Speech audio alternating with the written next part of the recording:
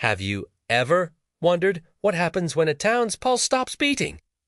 When laughter fades into silence and bustling streets are reclaimed by nature and time? Today, we're embarking on a journey to the world's most haunting ghost towns, places where dreams were forged and then tragically abandoned. These are not just empty buildings. They are silent storytellers, whispering tales of hope, hardship, and the ghosts of what might have been.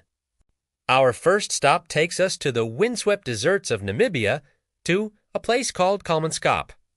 In the early 1900s, this was the heart of a diamond rush.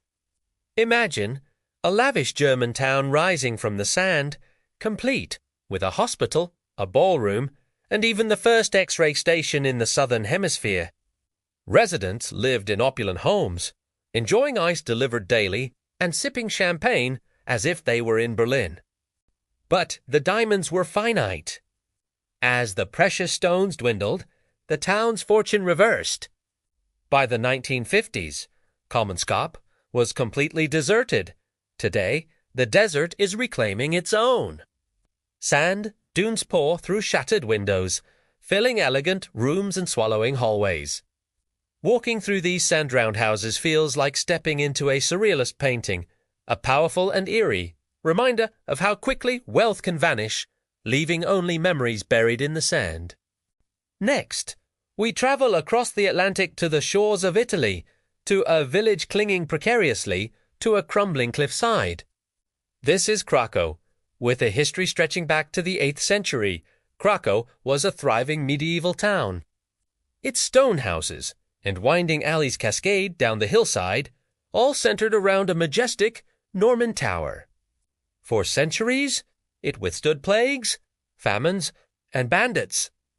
But its ultimate enemy was the very ground it was built upon. A series of devastating landslides in the 20th century made the town dangerously unstable.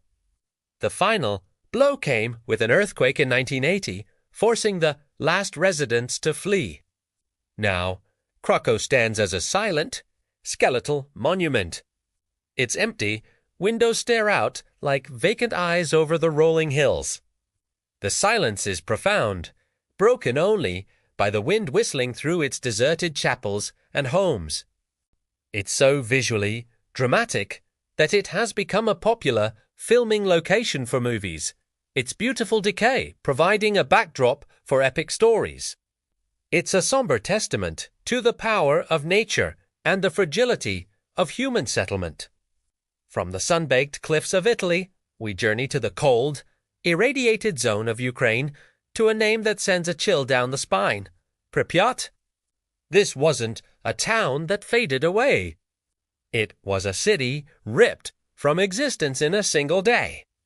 Founded in 1970, Pripyat was a model Soviet city, built to house the workers of the nearby Chernobyl nuclear power plant. It was young, modern, and vibrant.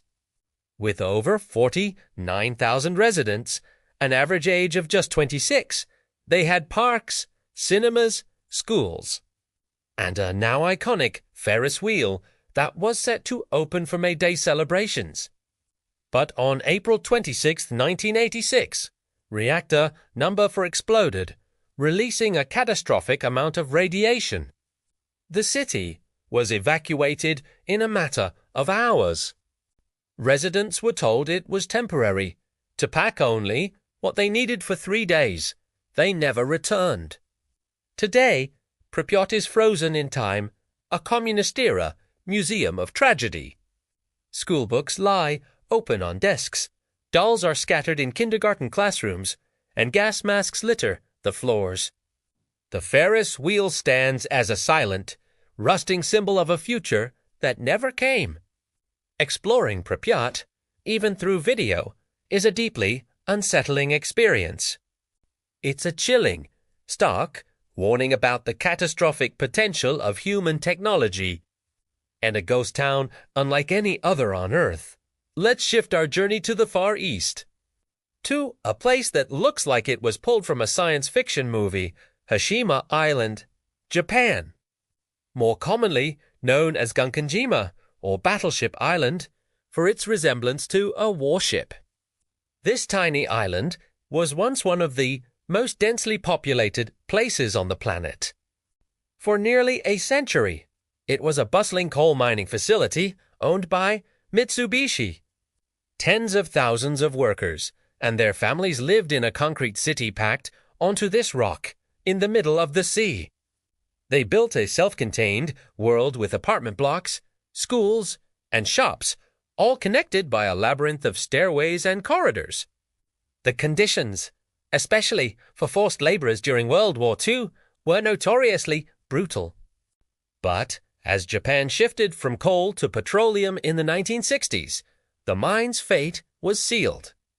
In 1974, Mitsubishi closed the facility, and the island was evacuated almost overnight.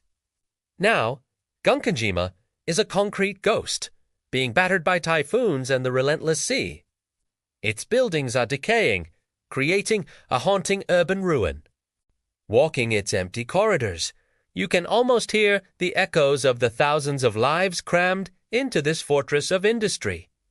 A powerful symbol of Japan's rapid industrialization and the human cost that came with it. Our final destination takes us to the American West, to a town that embodies the classic ghost town archetype, Bodie, California. In the late 1870s, Bodie was a booming gold mining town. It was the Wild West personified, a rough-and-tumble place with a reputation for brawls, shootouts, and over 60 saloons. Legend says even a little girl, upon learning her family was moving there, prayed, "Goodbye, God." I'm going to Bodie. At its peak, nearly 10,000 people chased their fortunes here. But like all gold rushes, the boom eventually went bust. As the gold veins dried up, the miners left, and the town slowly withered. What makes Bodie so special is that it wasn't completely abandoned all at once. It entered a state of arrested decay when it became a state historic park in the 1960s. A decision was made to preserve it exactly as it was left.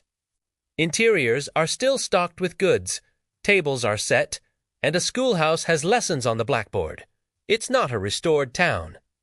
It's a genuine piece of the 19th century, preserved in the high desert air. Walking the dusty streets of Bodie feels like stepping back in time, offering a real, tangible connection to the lives, dreams, and hardships of the American frontier.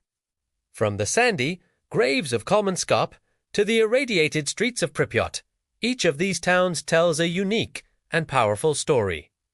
They are haunting reminders that nothing is permanent, not wealth, not empires, not even our homes.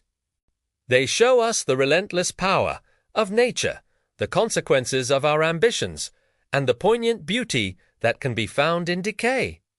But dreams, voor zijn intiem gedecapitate serving a silent monuments to the human spirit and its enduring, yet sometimes fleeting, legacy.